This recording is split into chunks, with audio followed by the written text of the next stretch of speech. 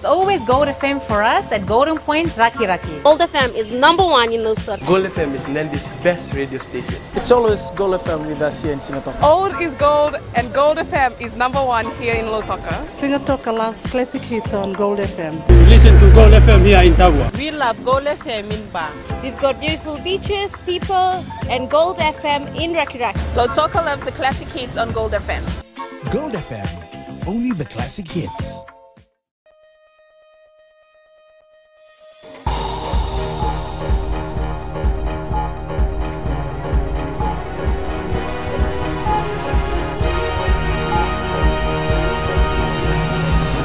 In this bulletin, Australia says Prime Minister Voreqe Bainimarama will be invited to Australia Day celebrations. The Defence Minister is relying on all stakeholders to play their part in national security in the elections. And residents in Riketi join the national power grid.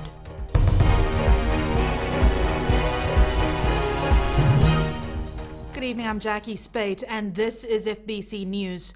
In what's obviously a major shift in Australian foreign policy by the new Abbott government, the Australian High Commission has confirmed it will be extending an invitation to the Fijian Prime Minister to be part of Australia's National Day celebrations this month. Mika Longa reports the celebrations are expected to signal the thaw in relations between the two countries for the first time since 2006. An Australian High Commission statement this afternoon says senior members of the Fiji government, including the President Ratu Epeli Naledi-Kau and Prime Minister Voreqe Bainimarama, will be invited to Australia's National Day function on January 29th. The new Foreign Affairs Minister, Julie Bishop, said that she was keen on developing and progressing the relationship with Fiji, and I think that's indicative of that approach. Fiji-Australia relations soured after the 2006 takeover, with Australia taking extremely tough measures against Fiji, even to the extent of disallowing anyone with any relations with the Fijian government to travel to Australia. Glenn Miles says his government is taking significant steps to improve its relationship with Fiji and assist in our electoral process. Our aim is to continue along that line, continue to providing support, working with Fijians at all levels, including the government, including the NGO sector and civil society, as well as Fijians out in the communities to help develop Fiji and to provide a better future for everyone. The Australian High Commissioner adds his government is now willing to work with the Fijian government. We have done that over the last year, and we've seen quite a number of senior officials go out to Australia, as in part and parcel be in support of the democratic process and in recognition of the steps Fiji has taken towards elections. It's expected the Prime Minister and the President will accept the invitation, but based on past history, it'll take some time for the Fiji government to trust the Australian government. Mika Longa, FBC News. With the machinery of government now geared towards elections, the Defence Minister is relying on all stakeholders to play their part in national security. Chanel Sivan spoke exclusively to the Minister, who revealed some of his initial plans. Minister for Defence and National Security Chokatani Dhokanasinghe has a lot of work to do before the polls. He says one of the major hurdles is the posting of police officers to the 3,000 polling stations. The Fiji police could need as many as 15,000 men and women. Police will need to be available at all these polling stations, be it mainland or in the islands. And the biggest question that we were talking about yesterday, what happens if the weather's bad? How do we meet that deadline? One day, if we on a low, do we use chopper to go down to this island and bring things back? Because it needs to go, if it's one-day election and we have to finish that election, bring the ballot boxes to where it's going to be counted. The ministry is also awaiting elections regulations to determine what exactly will be required of these men who will be responsible for every Fijian's national security during elections. By the time we are given the deadline as to when the numbers are to be announced, we have to make sure that that is available. The military is our backstop. Okay, we will use Fiji police force personnel in the conduct of elections. The military, we may have to use their speedboats, not the speedboats, the navy boats, to transport things for us.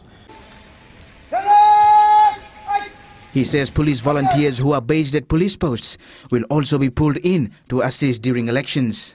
Police officers need to be trained again and to check the details of the electoral regulations and the laws that govern the elections, because nothing can be so dangerous as to go into exercise of this nature with the people who are supposed to be running it are not aware of their responsibilities, both their legal responsibilities. So it's important that we start to do that as soon as we can. The Defence Minister says although there aren't any current threats, the military intelligence is heavily relied on to avoid any impending threats during elections time. Chanel Shivan, FBC News. Prime Minister Vorenge Bainimarama will soon announce the formation of his political party. Bainimarama told the public in Reketi on Vanuatu his party will continue his current record of delivering basic services and creating a fair and more equal society. I want you and everyone in Fiji to have the same basic services as people living in Suva.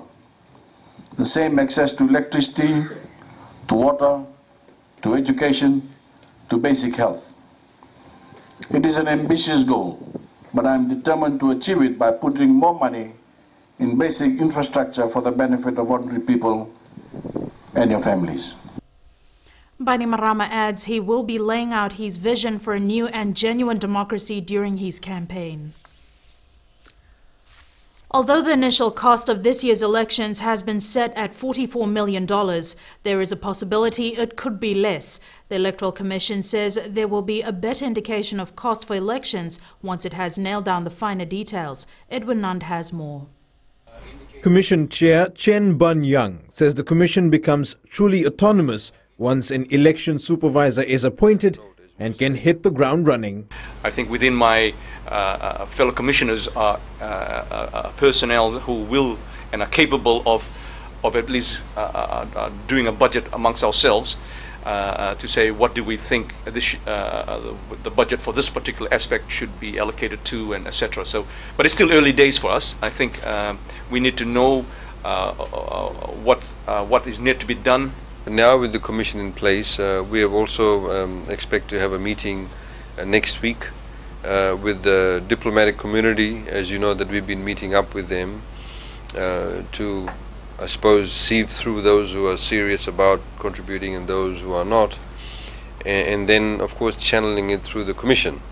$17 million has been set aside in the 2014 budget to help with election preparations. Papua New Guinea is expected to donate another $19 million by March. The rest of the $44 million won't have to come from taxpayers. Various diplomatic missions are waiting to help with expertise, technical equipment and other aid in kind. Overall, in terms of what will be the bottom line for the country in itself, we yet to find out, because that'll depend a lot on the type of assistance we get and the amount of assistance we get. But at the moment, you know, we're looking at about $44 million, as the chair of the Electoral Commission highlighted, that there's a bit of work to be done in some of those aspects where the fine-tuning will take place. Finding a new elections office is also on the cards. There's been discussions about the possible fact that we may, the Commission itself might relocate to another area if the budget allows for it, but we haven't even been there yet, so we really don't know what's available. It's a possibility. Some of the major costs for the elections include manning the polling centres, staff salaries, transportation, ballot papers, awareness campaigns and general office equipment.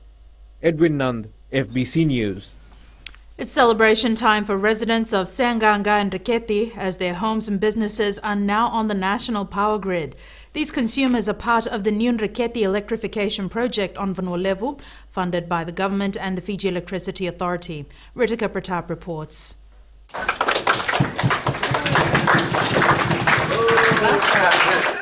The much-anticipated $14 million project has been finally given life by the Prime Minister. I'm told that about 5,000 people living along the Reketi-Sanganga highway will immediately benefit from this project.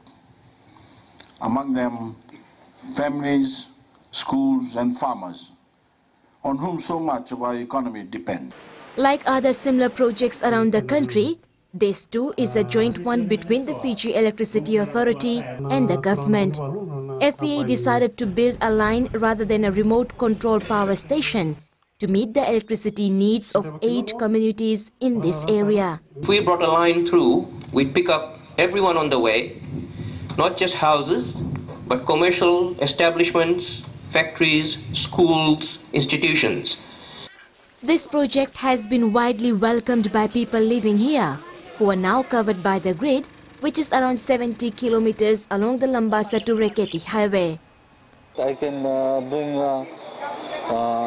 computers and access for internet. It is more than that. It is more than happy.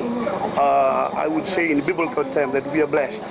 The community has been blessed for this new coming development that's happening in Buketi. Really happy when the government supplies us with this power, because it will be easy for the housewives to do their work at home, cooking, and easy for laundry work and other duties.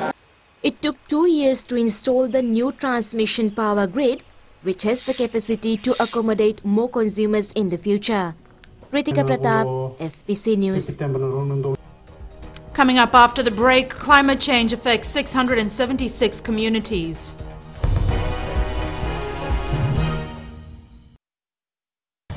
Today FM is #1 here in Singapore.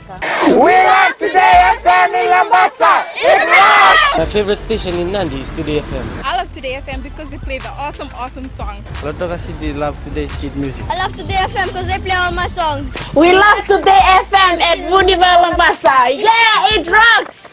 I love Today FM because it rocks. Today's hit music on Today FM. Bulan 2 saya Tolu FM, enapan 2 Raki-Raki. Bula FM namban 2 in Nosor. Go etapo ke buat kola sa Bula FM nga. Bula FM namban 2 Korbo. Bula FM namban 2 Sawa. Bula FM namban 2 Lautoka. Bula. Namban 2 nang Bula FM memba. Bula FM namban 2 NSR in Singapore. Kalau tali tak ada warung yang Bula FM Lautoka. Ali akar warung Bula FM namban 2 NSR. Bula FM namban 2 NSR.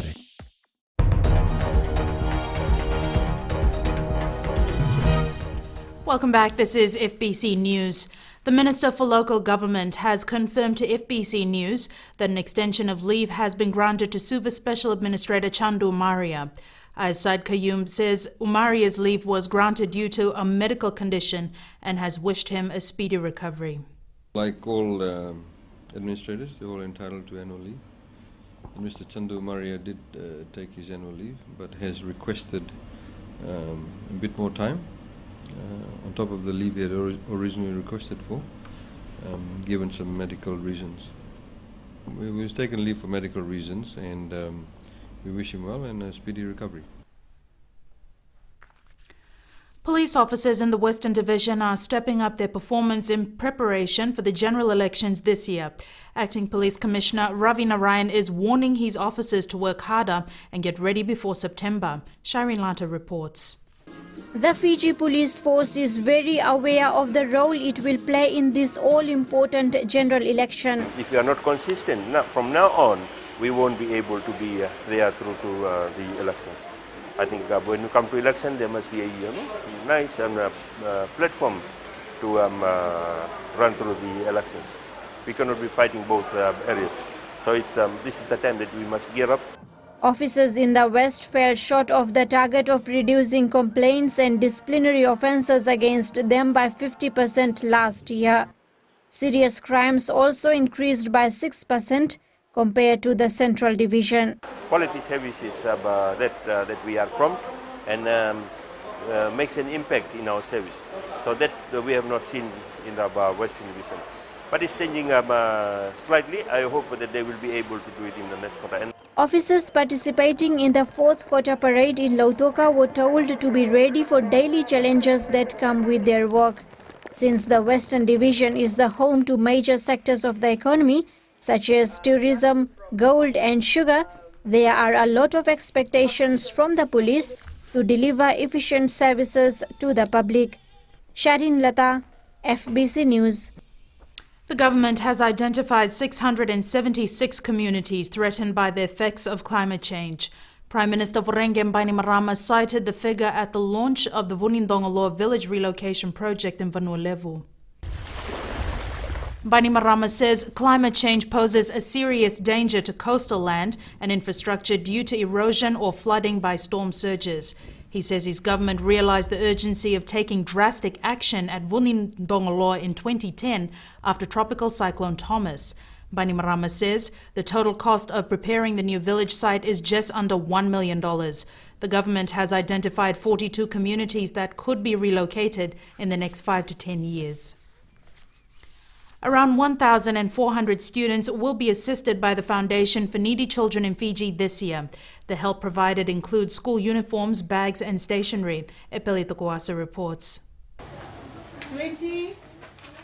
This year, the foundation will be looking at increasing the number of beneficiaries from the 1,100 that were assisted last year. So we're looking at increasing the number of beneficiaries by about 20 to 25%, and we're strengthening the support we provide for the students. The assistance is for students whose family income is less than $100 per week. Children of parents with disabilities will also be assisted. There's an average that we're looking at about 300. Last year's figures was about 267 per child, about 300 per child. We would assist, but I think that has come down for about by 30% because of the assistance that is given by government. For a Wanganaki villager, the assistance for his 4 children come as a huge relief. This assistance has really helped the unemployed parents, those parents that are in a needy situation in the village, like me, and also in the urban areas, like Suva. Government has allocated $200,000 this year to this national initiative by Thank Fiji. Epeli Tukuasa, FBC News. Australia has reaffirmed it will continue to provide Fiji with opportunities in education. Acting High Commissioner Glenn Miles says the Australia Awards scholarships are an important part of the bilateral cooperation program.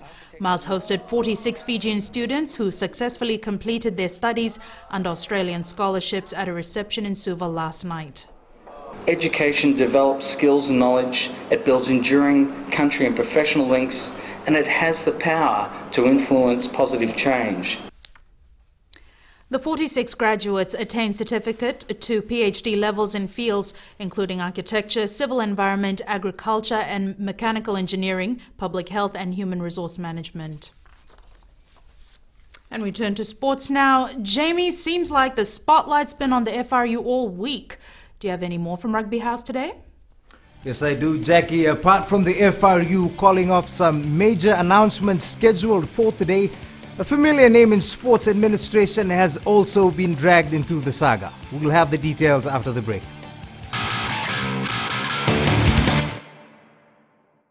देश की धड़कन radio FBC is number 1 in Singatoka. मैं लंबासा के निवासी, मेरा नाम प्रेम चंद्रा है। देश की धड़कन रेडियो FBC को मेरा सलाम।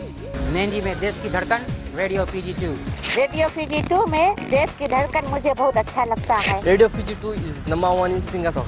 नैनी में मेरा धड़कन है रेडियो FBC। हम ननुपुर के लिए रहता है और हम रेडियो FBC हरदम सुनता है। हमें रेडियो FBC सुनो बहुत अच्छा लगे, आप भी रेडियो FBC सुनो। देश की धड़कन radio FBC। Talita na radio FBC 1 na mwira ni nondo kono. Ando talita kana borro na radio FBC 1 singa toka boleta ni station ni alumatu. Ando talita ka bale una borro na radio FBC 1 station ni alumatu elo toka. Ando talita ka bale una borro na radio FBC 1 na mandi na station ni alumatu. Au tulo korbo ando borro mo leve na station ni alumatu na radio FBC 1. Do borro na radio FBC 1 na station ni alumatu na bandoi tele. Na radio FBC 1 nandu mo ibitin bonga ni BNN.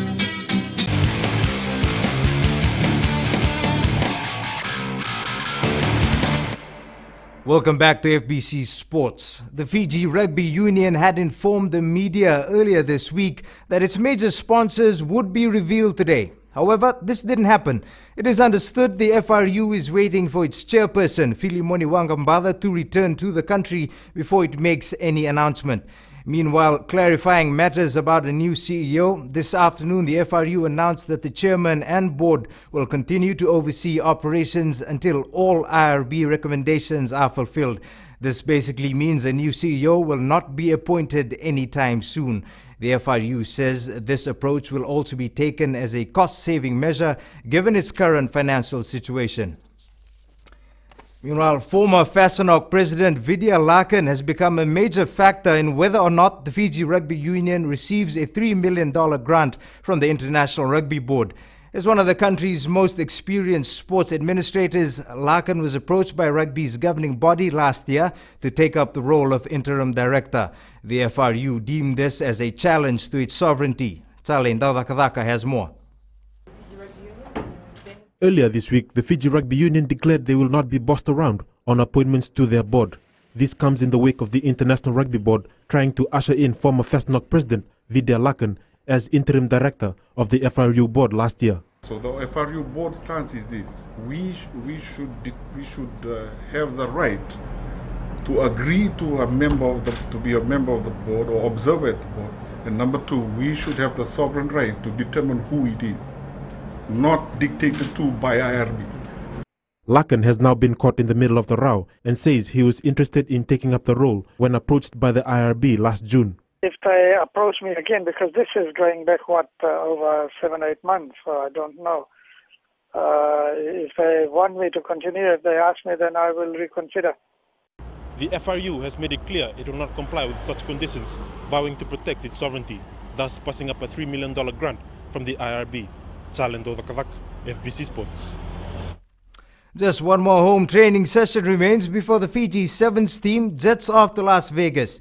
This leg of the series provides coach Ben Ryan the opportunity to show us what he can do when he has full control of the national team. Elena MacDonald caught up with them in camp. At the final stage of preparations, it's all about tweaking team plays. Sometimes we haven't got people in the right places to make the tackles, so working harder off the ball than on the ball is a real key thing for us. And then I haven't spent too much time yet on our set piece, so we've got some very simple stuff that we've been working on. Levani Mbotia's return to the shortened code has proven to be a timely bonus. He's very strong going forward in attack, can free his arms up well for the offload and attract defenders. And in defence, he's as good a defender as I've seen in World Sevens. And, you know, if you're running into him, it's fairly unlikely you're going to get the ball back. Mbotia didn't think twice about coming back. It's a very good time for me, and also it's my first tour with Ben Ryan. And I also want to test how can share experience and a coach for the boys. Now with full control of his team, just how much impact will Ben Ryan have? I've empowered players, you know, they're adults, they're the ones on the field. I can't run on the field and tell them to make that tackle or score that try. It's up to them. So if you're not doing that in training, then you've got less chance of them doing that on the fields.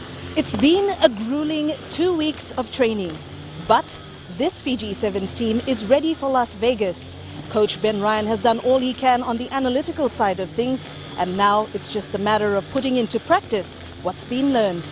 Elena MacDonald, FBC Sports. The Lambasa football side is all geared up for their opening Fiji Sun Skippertuna National League encounter against Suva tomorrow. The Bambasing Lions have been hard at training this week, preparing to take on the Whites at the ANZ Stadium. The side has not beaten Suva at Laudala for the last 2 years. It should be a very tough game since Gurjit is their coach and they have good players as well. But nothing to take away from us. We will go there and give our best to make sure that we come up with points from this game. The match gets underway at 4 p.m. While the Battle of the Powerhouses volleyball competition is underway in Suva, the competition is between teams from Suva and Raiwai and will also feature age group teams in the under 15, 17 and under 19 grades. The seniors take to the courts tomorrow. That's it from Sports Tonight. It's back to Jackie now.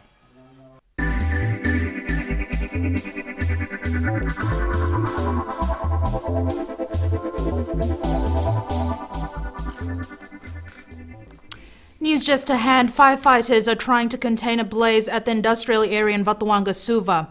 A reporter at the scene says the Cope Construction building on Lalita Bindi Street is on fire. The area has been cordoned off.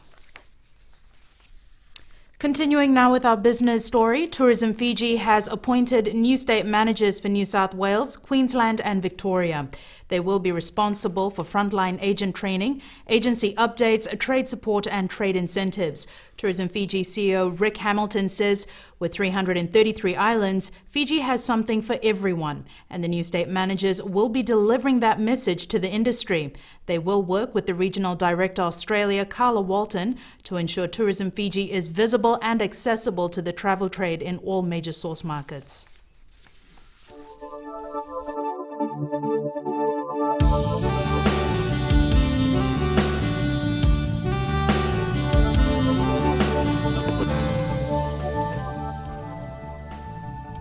Weather time now. Jen, I've made plans and you better not spoil them.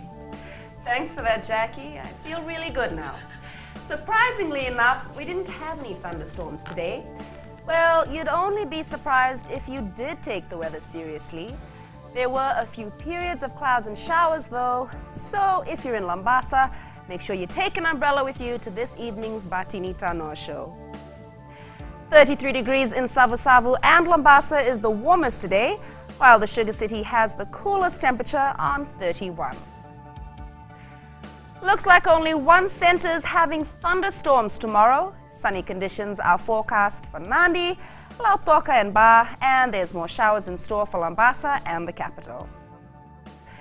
Last photo of the week, our friend Amitesh shot this in Draketi in Vanuatu. Appropriate, I think, with the overcast and heavy clouds. And check out the new power lines that are now providing electricity to communities on the Senganga-Draketi Highway. Thanks so much for that, Genevieve. The main points again, Australia says it will invite Prime Minister Vorenge Bainimarama to Australia Day celebrations in Suva on the 29th of this month in what appears to be a major thawing of diplomatic relations between the two countries since December 2006. Minister for Local Government Aisaid Kayum has confirmed an extension of leave has been granted to Suva Special Administrator Chandu Maria for medical reasons. And the government has identified 676 communities threatened by the effects of climate change. To our poll question now, we're asking: are people being serious about fire safety in their homes? Visit our FBC website to take part.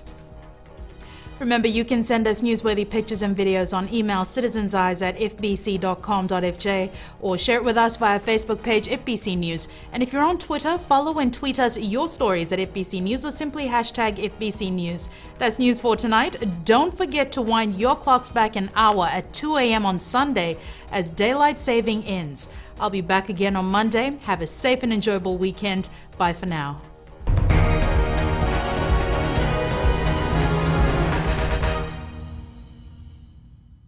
Old Town Tower में it's only Mirchi FM. Mirchi FM is hot. बाके हर घर में खाली मिर्ची FM बजे. Mirchi FM is hot. Best sound, best music. Mirchi FM rocks and records. Nani का #1 station है Mirchi FM. Mirchi FM is hot. Mirchi FM it's #1 in nursery. लोटोका का Mirchi FM is hot. हम लोग Mirchi FM रोज सुनता है. Mirchi FM जागो मामा. Mirchi FM